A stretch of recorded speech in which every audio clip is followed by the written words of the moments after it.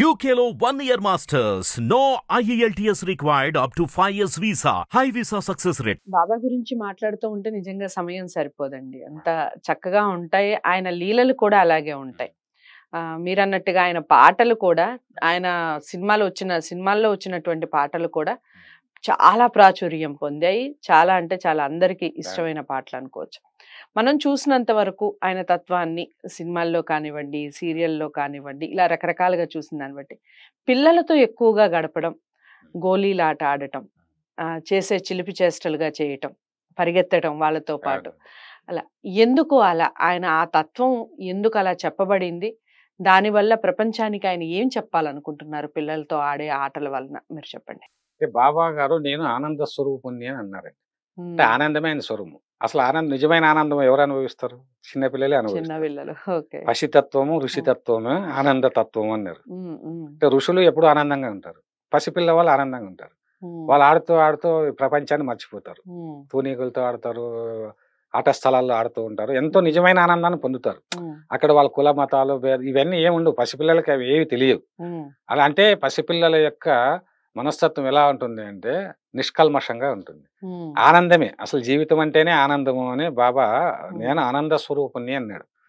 కానీ పసిపిల్లలతో అలా అలా ఆడుకుంటూ ఉంటారు.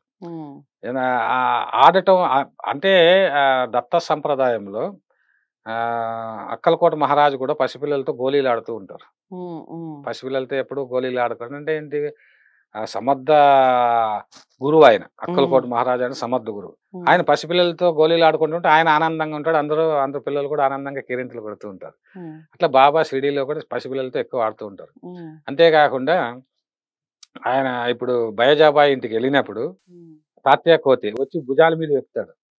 బాబా భుజాల మీద మామా మామా అంటూ భుజాల పైన ఎత్తుకుంటాడు. భుజాల మీద అంత జగద్గురువు అని ఈమెకు తెలుసు, కానీ అతను తెలియదు కదా. కానీ అమ్మ ఎక్కనివ్వు అని చెప్పేసి అంటే ఆ ఒక పసి హృదయము ఋషి హృదయం ఒకటే అన్నట్టుగా బాబా అలా ఉంటారు. అంతేకాకుండా చాలా సందర్భాల్లో చిలిపి చేష్టలు కూడా చేస్తూ ఉంటాడు బాబా. అది బాబా సచరిత్రలో కూడా ఉంది. ఒకసారి శ్యామాను గిలుతాడు.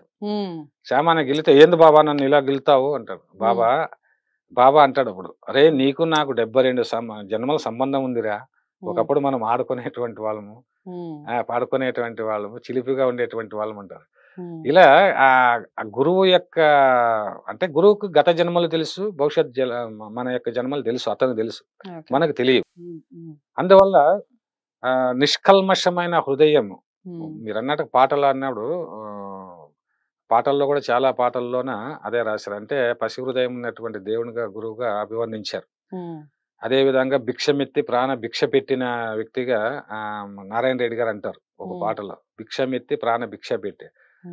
అంటే ప్రాణాన్ని భిక్షగా పెట్టాడు, అంతటి గొప్ప గురువు. భిక్షమెత్తారు, బైజాబాయి ఇంట్లో భిక్షమెత్తాడు. మరి ఆమె కొడుకు చనిపోతే ఆ ముసలి తల్లి ఎంత శోకిస్తుంది, పుత్ర శోకాన్ని భరించలేదు కదా. అందువల్ల ఏం చేశాడు, తన యొక్క జీవితాన్ని ప్రాణాన్ని భిక్షగా పెట్టాడు. బాబా అన్నారండి, బాబా చెప్పినటువంటి మాటలు, నా భక్తులను నేను రక్షిస్తానని అనేటువంటి ఒక కాన్ఫిడెన్స్ ఎలా క్రియేట్ చేస్తాను, నా భక్తులను ఎప్పుడు పతనం కానివ్వను అన్నాడు.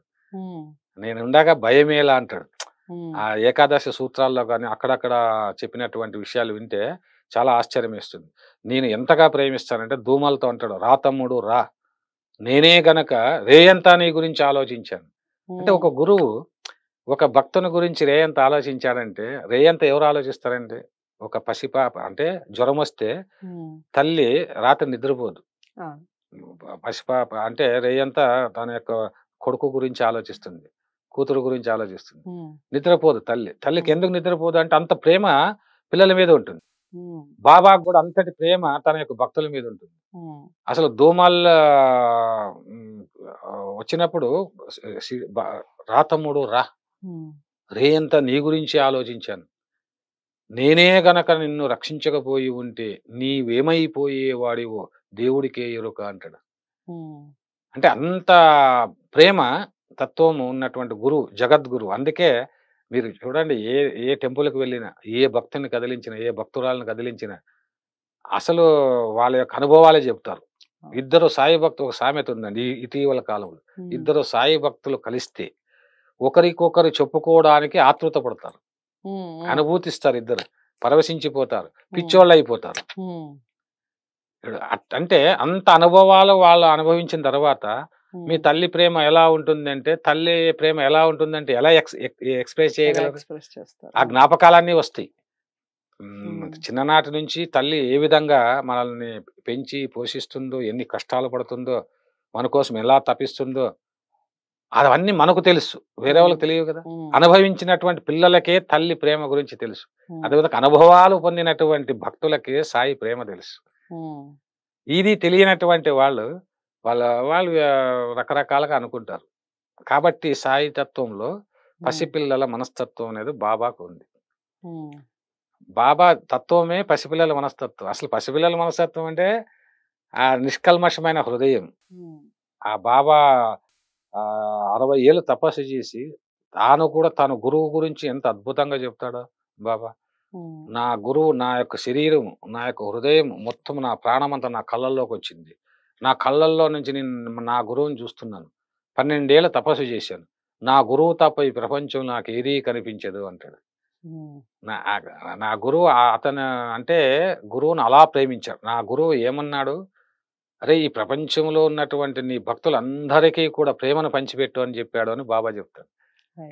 ప్రేమను పంచిపెట్టు, ఆ ప్రేమతోన వాళ్ళ కష్టాలన్నీ తొలగిపోవాలి. అనంత ప్రేమతత్వము సాయి తత్వము అన్నాడు. మా సంప్రదాయం వేరంటే, ఇట్లాగా ప్రేమించిన గురువు ప్రపంచంలో కాదు కదా, ఏ మత గ్రంథంలో కానీ ఎక్కడా కూడా ఇంతటి గొప్ప గురువు లేడు. అది ఒకటే అన్నాడు ఆయన, ఒక యేసు ప్రభు తర్వాత. అదే విధంగా యేసు ప్రభు కూడా అంతే, చాలా కరుణతత్వం. బుద్ధుని కరుణతత్వం, యేసు ప్రభు కరుణతత్వము. అది ఆ తర్వాత కాలంలో షిరిడి సాయిబాబాలోనే చూస్తామని తూమపూడి కోటేశ్వరరావు గారు చెప్పారు. ఎందుకంటే గొప్ప ప్రేమతత్వము ఉంటే తప్ప జగద్గురువులు కాలేరు. ఇక్కడ సాయిబాబా తత్వంలో ఏంటంటే ఇన్ని టెంపుల్స్ ఉన్నాయి, పిలిస్తే పలికే దైవం అంటారు. ఇంకొక విషయం, పరమ రహస్యం చెప్తున్నాను మీకు. ఇది బహుశా ఎవరు చెప్పి ఉండకపోవచ్చు. నేను శిల్ప సమాధిలో ఆయన ఏం చేయాలి, బాబా కూర్చున్న తీరు అది కుండలీకరణ శక్తి మేల్కొన్నటువంటి తీరు అండి. అందుకే బాబాను మనం మొక్కిన వెంటనే మన కోరికలు నెరవేరుతాయి. అందుకే కుండలి మేల్కొన్నట్టు అన్నాను. కుండలి ఎలా మేల్కొంటుంది? సహస్రారంలో కుండలి ఒక సర్పరూపంలో మేల్కొని ఉంటుంది అన్నట్టుగా ఆ రూపంలో బాబా రూపం అలా వచ్చిందండి. అంటే పరబ్రహ్మము తాను పరిపూర్ణమైనటువంటి ఒక గురువుగా ఆవిర్భవిస్తే ఆ గురువు రూపం ఎలా ఉందంటే, షిరిడీలో ఉన్నటువంటి సాయిబాబా ఒక ఆయన కూర్చున్నటువంటి తీరు, ఒక బండ పైన ఆయన కూర్చున్న కాళ్ళ మీద కాలు వేసుకొని కూర్చున్న తీరు, అనుగ్రహిస్తున్న తీరు, ఇది కుండలీకరణ మేల్కొన్న తీరు. ఇది చాలా మంది పరిశోధకులకు అంటే తెలియదు, చాలా మంది ఇది ఇంతవరకు ఎవరు చెప్పలేదు. అందుకు ఒక కాపాడే అన్నారు, ఆయన నవ్వు గురించి కాపాడే చెప్పారు. తూంపూడి కోటేశ్వరరావు ఇది పరిశోధన చేసి వీళ్ళ కళలో కనిపించిన ఆ రూపం ఏమిటి, ఈ రూపము ఇలాగే ఎందుకున్నారు అంటే వాళ్ళు చెప్పాల్సిందే తప్ప మనకు తెలియదు.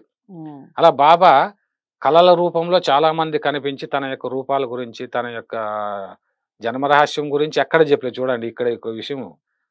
కానీ ఆయన ఎందుకు చెప్పలేదు అనేది అదొక ఆ చరిత్ర. అంటే బ్రిటిష్ వాళ్ళు అప్పుడు వచ్చిన సందర్భంలో మతాలు కొట్లాటలు ఉన్నాయి కాబట్టి హిందూ ముస్లిం, అందువల్ల బహుశా చెప్పలేదు అతని జన్మరహస్యము అని చాలా మంది అనుకుంటున్నాం అంతే.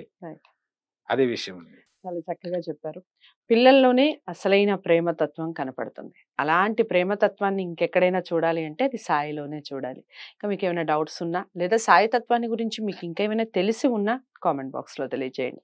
ఈ వీడియోని అందరికీ షేర్ చేయండి, లైక్ చేసి ఛానల్ని సబ్స్క్రైబ్ చేసుకోండి. తదుపరి వీడియో ద్వారా మనం అసలు సద్గురు ఎందుకు అయ్యారు సాయిబాబా అన్న విషయాన్ని నెక్స్ట్ ఎపిసోడ్లో తెలుసుకుందాం. నమస్తే.